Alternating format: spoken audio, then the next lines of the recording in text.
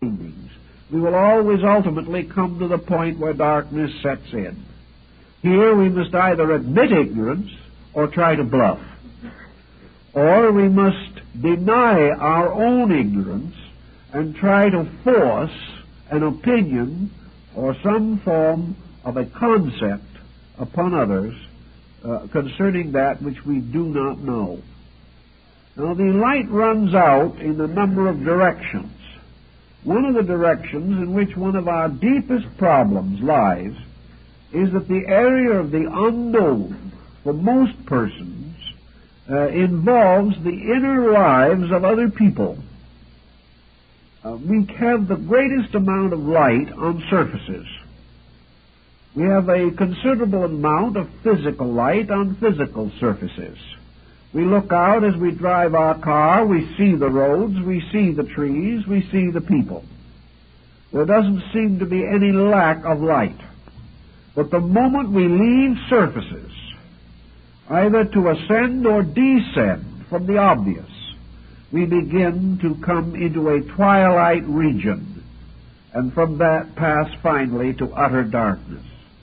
When we try to understand other people, we realize that what we call understanding them is nothing more than bestowing our own attributes upon these other people.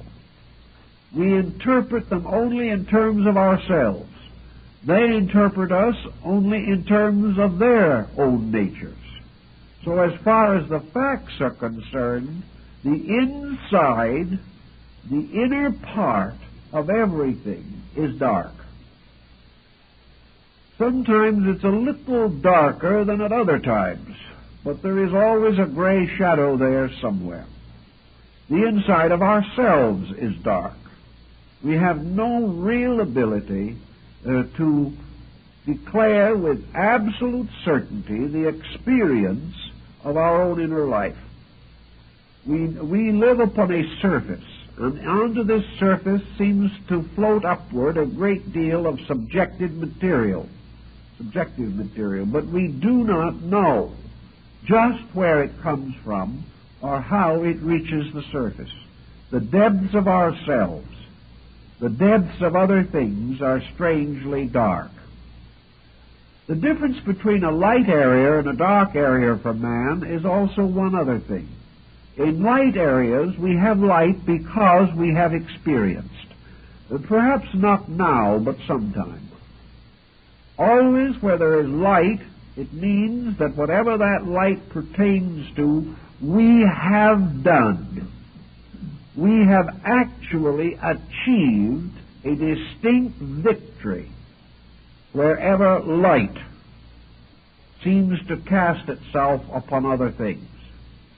If we see a thing correctly, it is because we have truly experienced the fact of that thing. Darkness is always an area of non-experienced existence.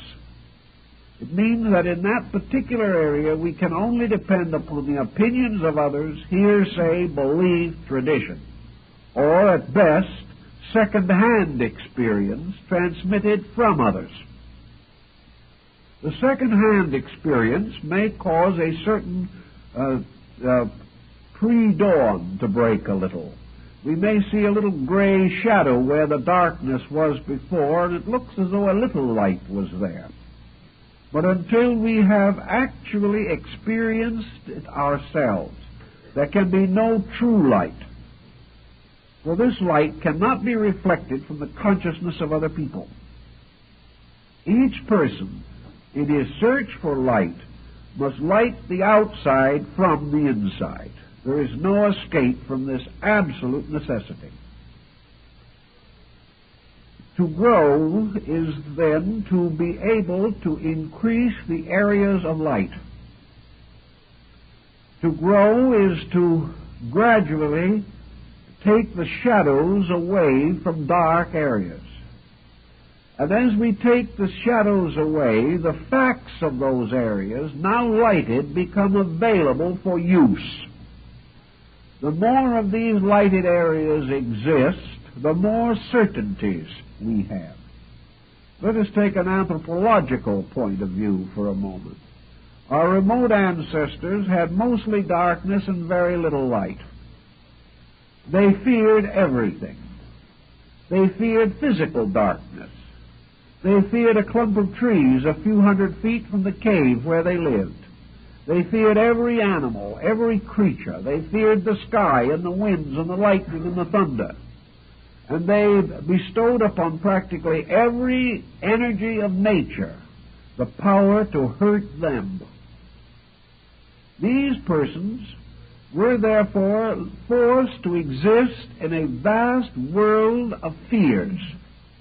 For wherever there is no light, there is much fear. Down through time, this very process of growing has gradually reduced these fear factors. We no longer regard the thunders as the voices of angry gods. We no longer think of lightning as something aimed at us because we have broken some taboo or have failed to make proper offerings on the altars of demons. We no longer regard everything around us as fearful. Little by little, we have come to understand some of the elements of our own existence.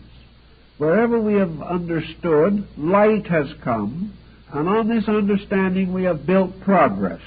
And this progress is a collective form of growth. But where from the beginning to now the dark areas have never been cleared, in these areas we still have primordial fears. We still find that when we let down the surface courage arising from mutual support, we do experience some of the old atavistic terrors that burdened our forebears. Many people are still intensely superstitious. Many are still convinced of the presence of great evil forces moving behind the mistakes of mankind.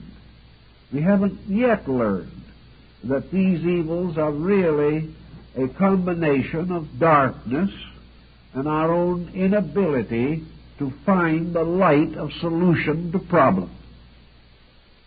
Thus, the whole situation at any moment in our lives is that we have certain availabilities and certain lack of availability. If this was clear to us at every moment, it would be very wonderful. If we could see all the things we really think we know with little rings of light around them, and all the little things that we don't think we know with little rings of darkness around them, so the mind could say, this I know and this I do not know, it is obvious, it would be quite simple. By now we would have been out conquering practically every weakness of our own natures. If even a little bell rang when things were wrong, it would cause a great deal of happiness for all concerned and also an awful lot of bell ringing. But at the same time, it would be useful. But here is our difficulty. Wherever there is a hole in our insight, wherever knowledge ceases, wherever the light of our experience fails, the dark part is invisible. The dark part is not something that you can measure in the same way that you seem to be able to measure light. When you say an individual is rather brilliant, that he has a marvelous ability to meet situations, you're talking about the light side of him. But when you ask someone, what is it that this person does not know? That's very hard to answer. You have a suspicion, it's a long list, but you don't know where it begins or how.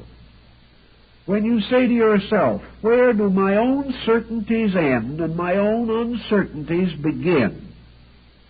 This takes a great deal of thought, because the certainties and the notions and the opinions form such a surfacing that we are not aware of the vacant areas in our own insight. They simply do not testify at all, so we do not know they exist.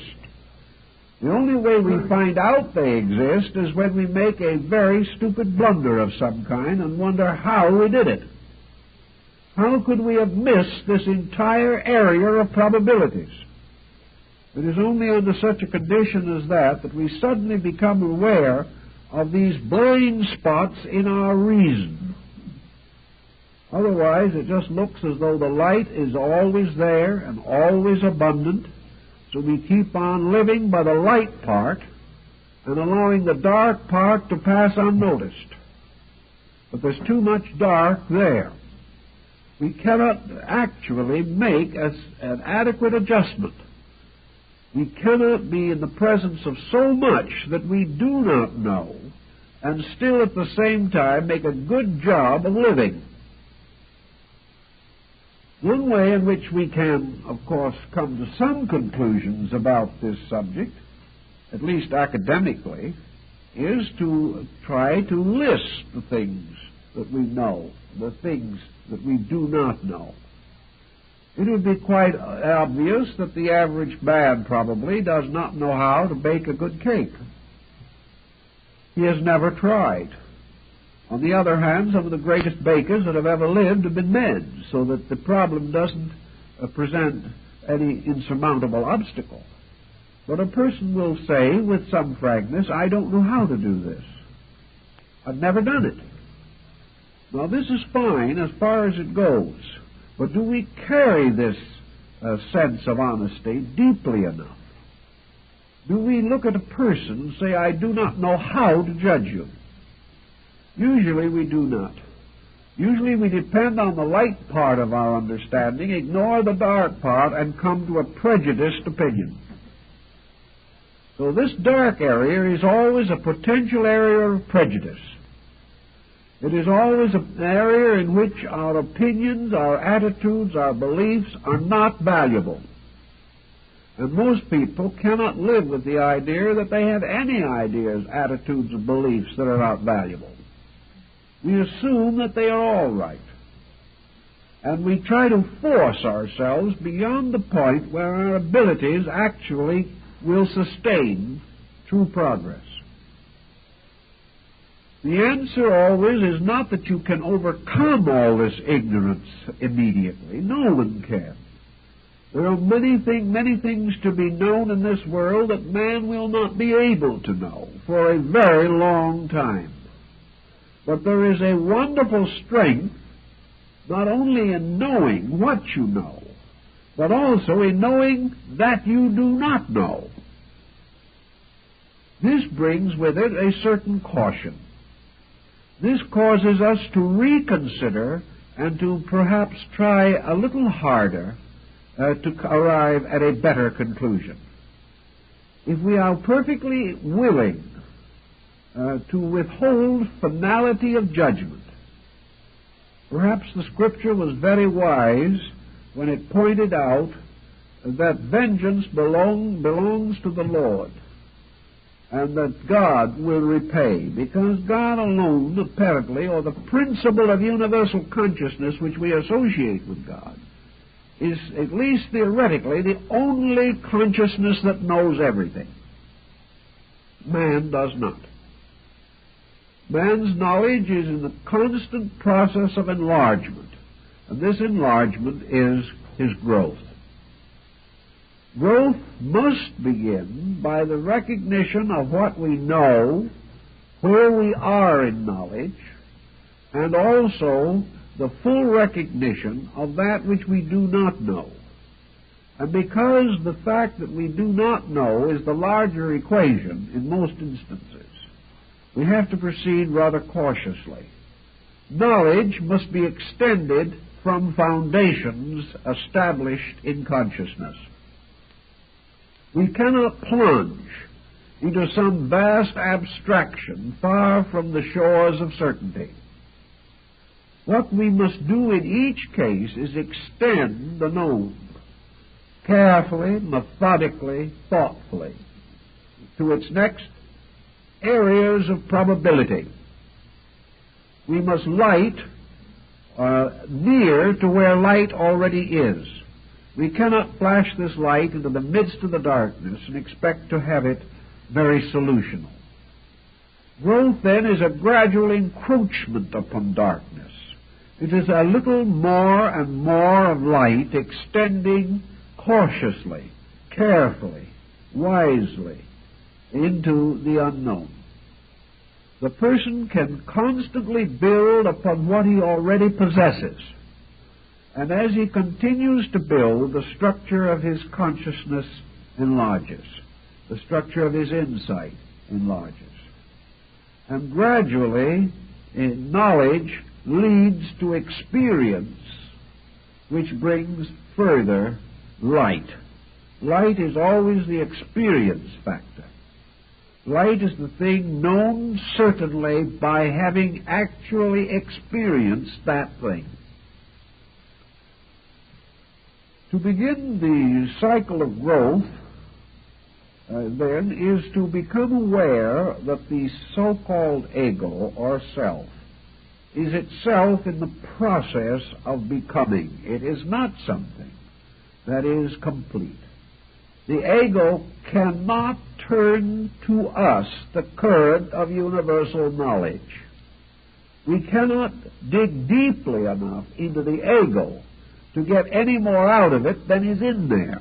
This is a mistake people have had the tendency to make.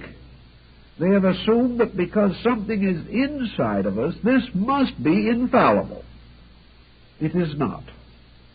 The judgments of the ego can never be greater than the experiences which are stored in the coordinator, or this force, a factor, which brings all experience to bear upon new experience, or brings experience to bear upon the challenge for the need of experience. So there's no use hunting inside the personality for infallibles. They will not be found there. The best that is going to come out is the best that is in there. Now, there's much more in there than there used to be. That is why, in spite of our mistakes and in spite of our neglects, man is growing.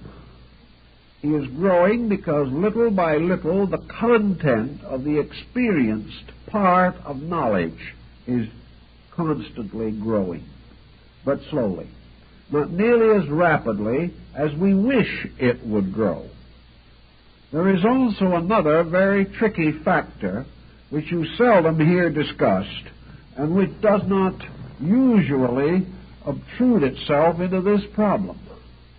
Namely, that as man is learning by experience to adjust to certain situations, the processes of history are making these situations themselves extinct. The individual may have passed through a great deal of experience in the Roman Empire.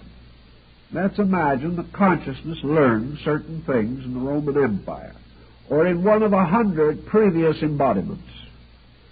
This would be much more helpful if we still had a Roman Empire, but unfortunately we do not. So experience divides itself very clearly into two levels. Experience which is only useful in a condition which itself is highly time-bound. The experiences that we may have passed through during the Crusades or during the medieval period in history will not necessarily be sufficient to equip us for the problems of today. Just as the young man today graduating from school could not go back 10 years from now and take the same examination and pass. He could not do it. Not because he is not thoughtful, but because the whole system of instruction will have changed, and he will not be able to adapt himself to it without taking the entire course over again. Very few graduates could graduate a second time 5 years later. This means that there is an experience pattern that is extremely immediate. This is very largely the experience of particulars. The problem as to whether we should eat with our fingers or knives and forks is a very transitory problem. Also, the skill we may learn in driving an automobile may be of no use to us, except for the particular embodiment in which we now find ourselves. But behind and below this level of passing experience patterns, there is another which reminds us of the fact that essential elements do not change very rapidly. For example, the person learning to drive a car conscientiously, intelligently, honorably, and with due consideration for the rights of others may never drive a car again after he gets through with this life. But his due consideration and his conscientiousness and his thoughtfulness and his prudence will be useful forever. Thus, we cannot tie these achievements entirely to an incident or to a level. For true growth is always a growth of principles. And this is why so much of modern education is wasted. Because unless principles are given, the individual learns things which have no permanent utility. The person who learns to keep the police code may be a criminal himself 2 years from now because the code will change. But the individual who recognizes the basic rights of man around which all codes are built will be honorable under the Roman Empire or under any other system that ever comes into existence. If his own integrity is right, he is growing. And in this process of growing, he is building a character which will serve him better wherever he is as a person. The real reason behind growth is always the maturing of the power of the individual to keep the rules of existence. Now, among the most shadowy areas of our personality are those areas, there is that general area which has to do with principles. We have great difficulty in understanding the more abstract phases of universal law. Certain laws we can see and work with. We recognize the law of gravity. We recognize that water has a tendency to flow downhill and things of this nature. But when it comes to the moral laws of life, we're not sure of them at all.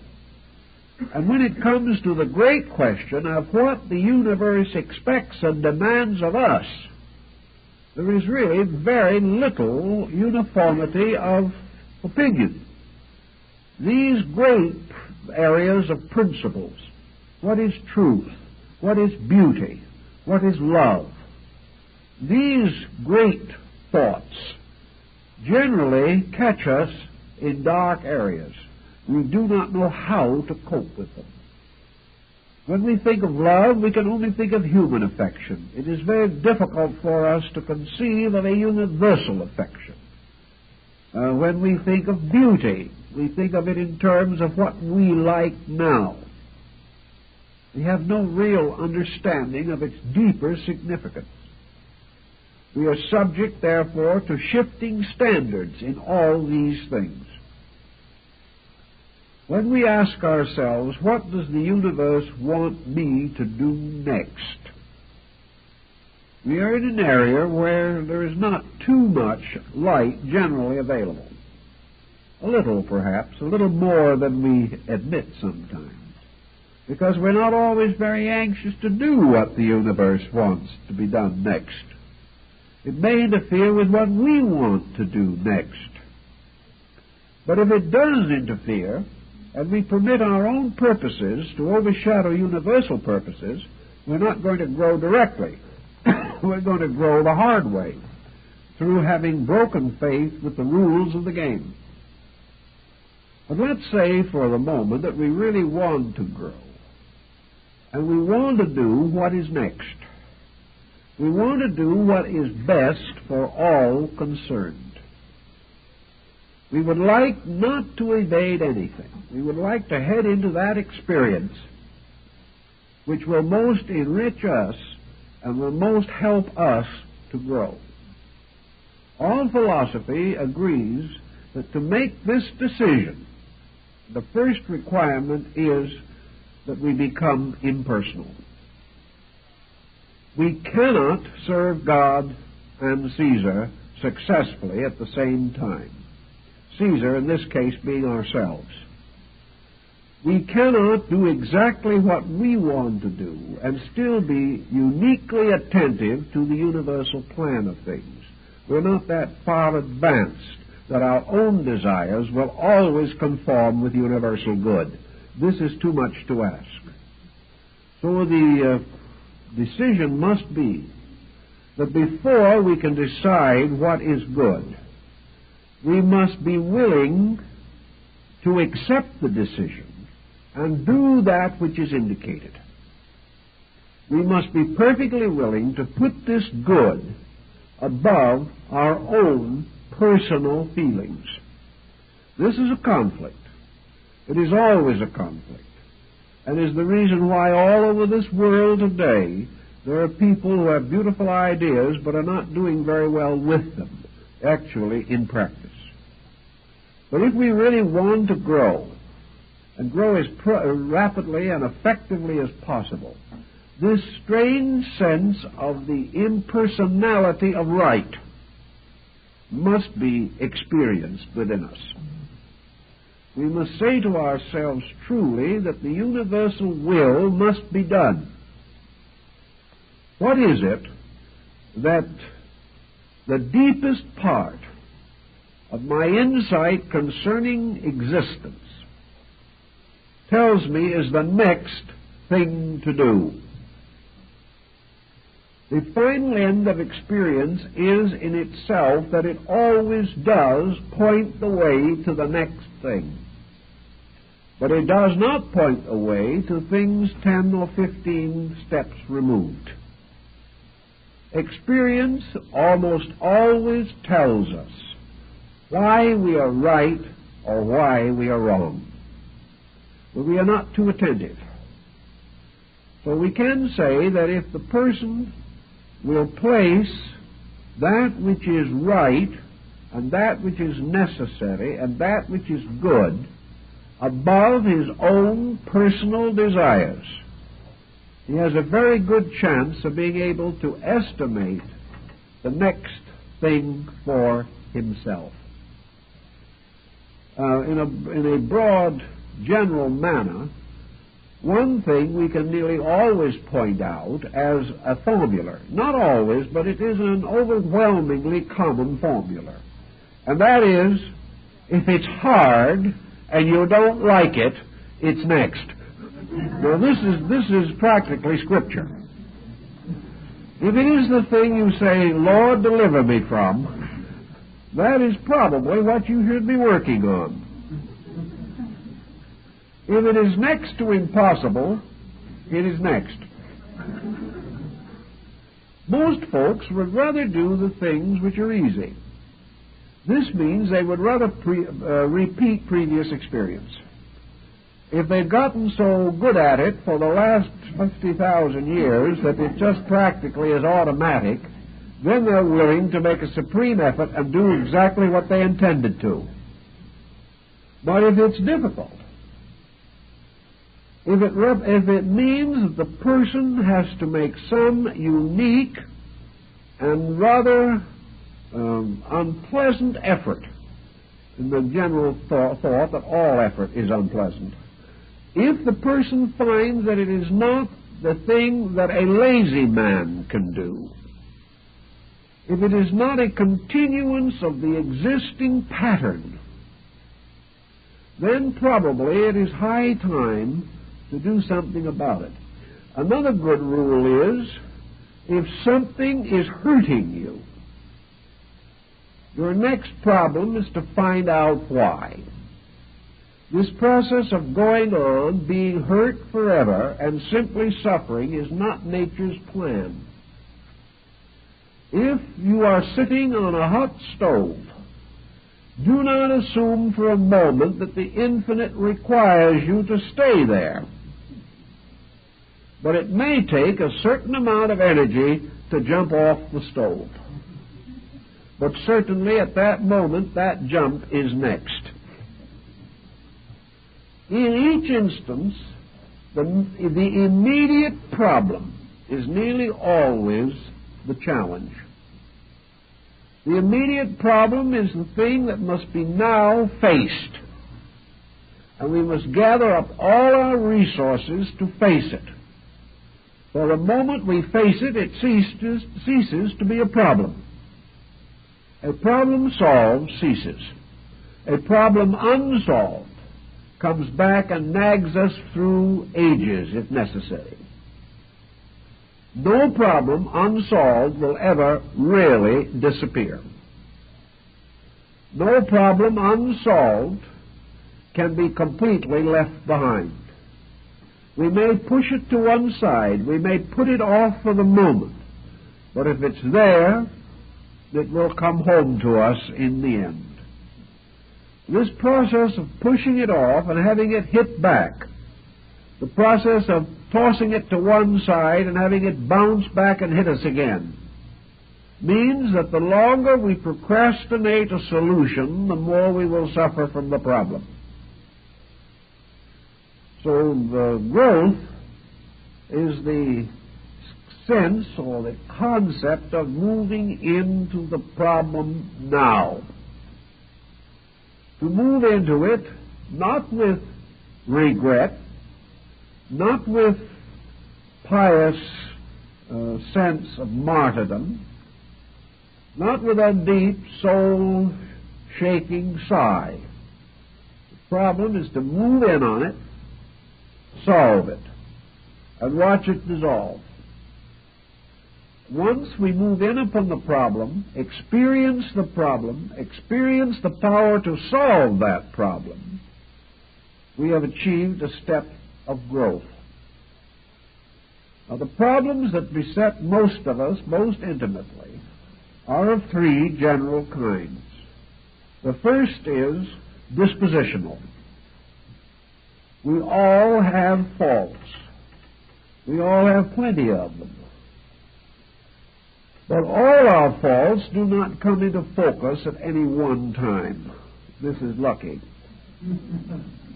But there is nearly always one fault in focus at almost any time. We discover that in some one way we are at this moment our own worst enemy. This is the one we have to work on now. When that is gone, do not be lonely. There'll be another come along. But it will be different, and there is a certain delight in variety. But this problem will not go until it is faced.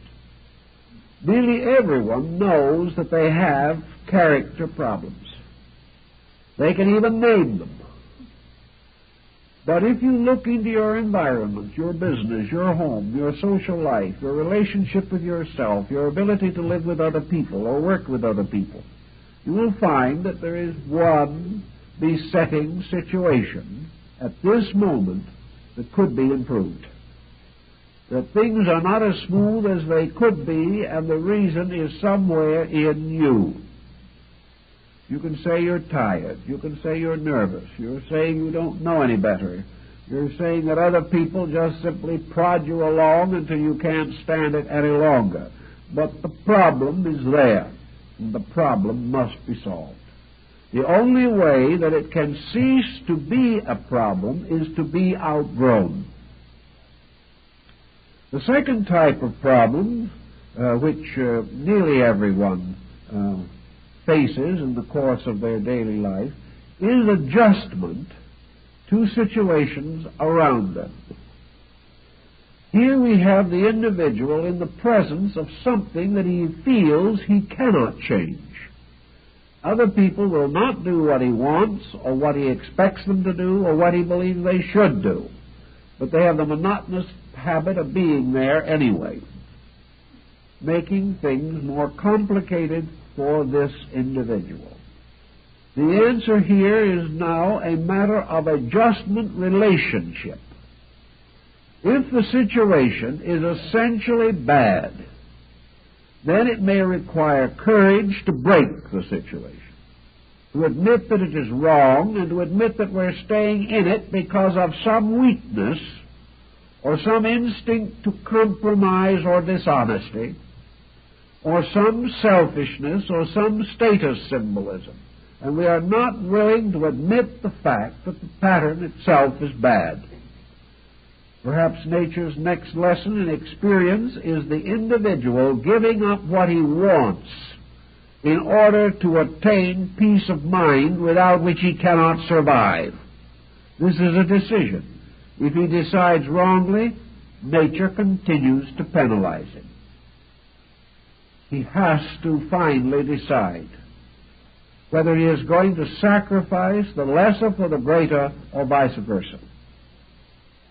So here is an immediate area of problem in the life and condition of the person in his relationships with other people. The third area in which a problem perhaps presents itself lies in the matter of gaining new skills. There is nothing an individual dislikes more than the thought of going back to school after he's graduated. But many persons want to achieve good things, have serious and sincere desire to attain, have the instinct to be able to use what is attained, but they are still impotent as far as their ability to do these things is concerned. So we have the individual who has high motives and no training. We have the person who would gladly give his life, but at the present condition his life isn't worth much. He has very little to give, which is a terribly frustrating thing and a very painful thing. A few break through this by tremendous resolution, but the majority are completely defeated by it. The moment we realize that what we know is not enough to meet the demands of our own ideals, our own principles, and our own convictions, then we have to learn more, regardless of what it costs. We have to give up pleasures to achieve these necessities which become the basis of more enduring pleasures in the future.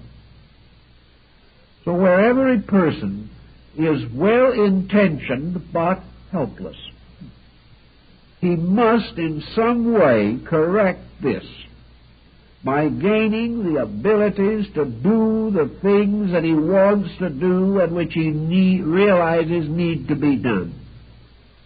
So wherever we can't solve a problem because we simply do not know enough, then in one way or another we must seek to know more. Now, the search to know more is a fascinating adventure in itself.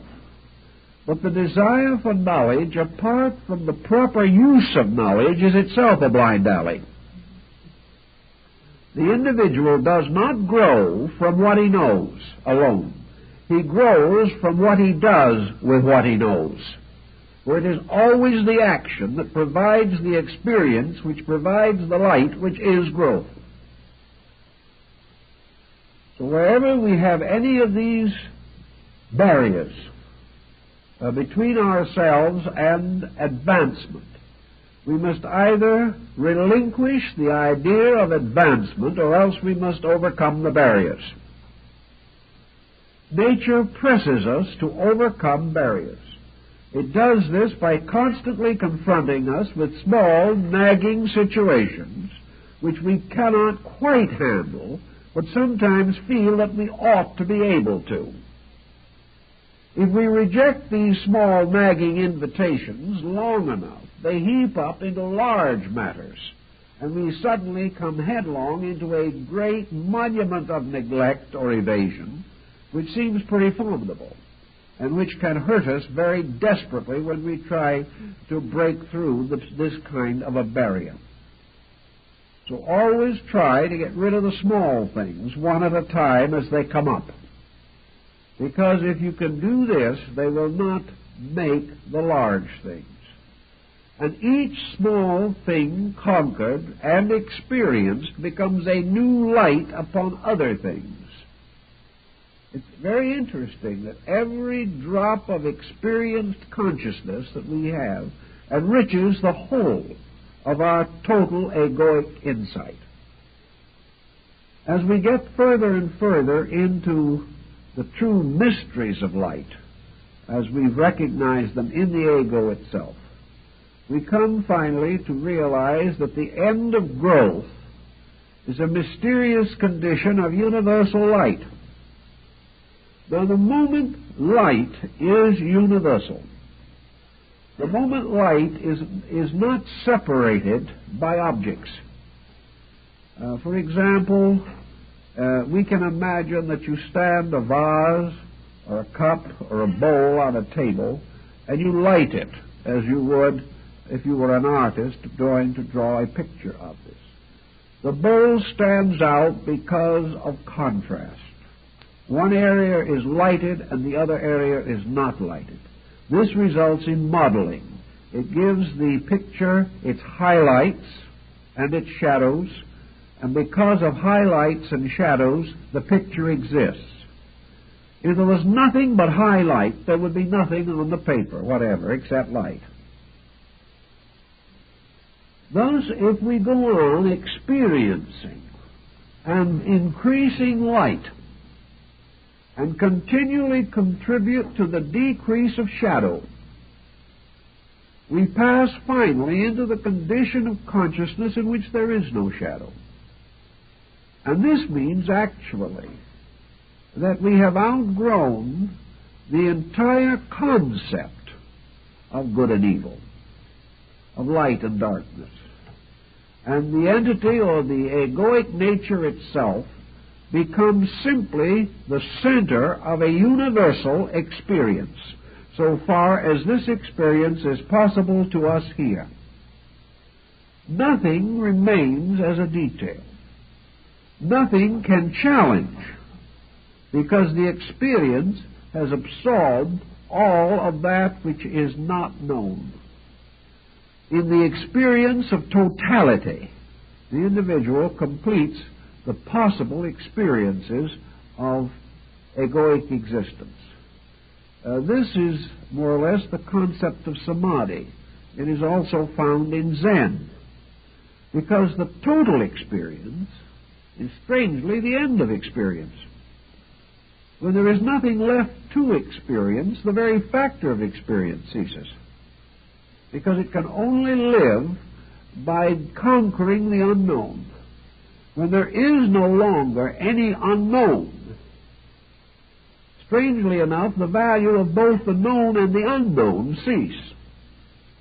It's a very peculiar thing, but if you think it through carefully, you can get the idea in this sense, that man would never know that he was wise unless there were areas of ignorance in himself.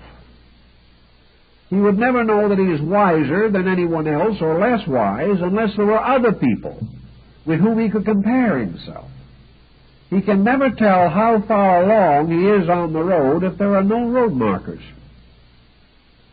And he can never tell how much truth he possesses unless he is able to contrast it to the absence of itself. If it should occur, therefore, that the individual achieves the total experience of the total use of all of his faculties and powers for the total purpose for which they were intended, you do not have a wise man, you do not have a good man, you do not have any of these qualifying terms that are meaningless without their opposites. You simply have a condition of universal adjustment. You have a thing that is completely identified with its own objects. It is subject-object in one. There is no longer any differentiation. When there is no difference between the thing experiencing and the thing experienced, you then have yoga, which is total union. In this total union, you then have the Buddhistic concept of the gradual extinction of the ego. The ego ceases, or the personality ceases, only when there is no longer any difference between our center of knowledge and the area of the knowable. When these are identical, the individual is in a state of total existence. This means that in terms of growth, that the cycle of growing as we know it has been completed. Thus, there being nothing further to challenge the consciousness does not come forward to meet challenge. If there is no advancement of consciousness to meet challenge, if man is not in the condition of rolling up his sleeves and swinging a club, if he is no longer in an unhappy relationship with anything, if he is no longer in a condition in which he has to fight in order to maintain his attitudes, because his attitudes have now become identical with fact and are no longer assailable, when all of these things, by means of which he has to know himself as something separate from other things and at war with them, when this ceases, when the individual is no longer called upon to adjust, whatever may be the inner nature of himself simply is no longer discernible. For we know ourselves only by what we do, and largely by our mistakes. What we do is only action in the terms of the conquest of the unknown in some form. We do one thing in order to survive. We do another thing in order to have housing. We do something else in order to be competitive with our neighbor. But when all of these values have been exhausted, then all of the pressures which normally come to the surface and by which we come to know ourselves as persons no longer come to the surface because they are no longer challenged. The individual then, in the terms of Buddhism, experiences the identification of himself with totality.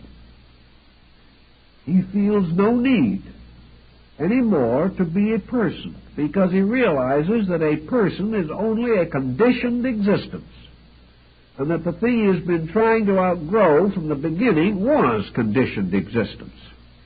And if he ever succeeds, if he finally attains his end, then the last thing he must outgrow is his own existence.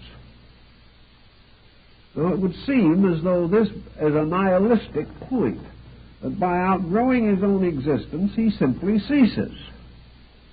But this is not actually true at all, because this adjustment to the pressure of situations or conditions is only a temporary relationship at best. The ego, as the experiencing thing, cannot be the true person. It cannot be the actual reality. Because if this actual reality has an existence, it has to have a total adjustment at all times. The personality, therefore, cannot be the true being. Nor can the personality discover the nature of the true being while it is conditioned by its own need for particular experience. So the end of the situation lies in the total elimination of the personality as a mask, a persona, an instrument. And that which is left when the personality no longer rises to meet the challenge of experience and is therefore no longer to be distinguished, it cannot be invoked by circumstances, but remains or becomes absolutely quiescent, going to sleep because it is finished. In this particular moment, the entire pattern of existence has to shift from the negative to the positive. The creature which has existed only because it was wrong must finally give way to the creature that can only exist because it is right.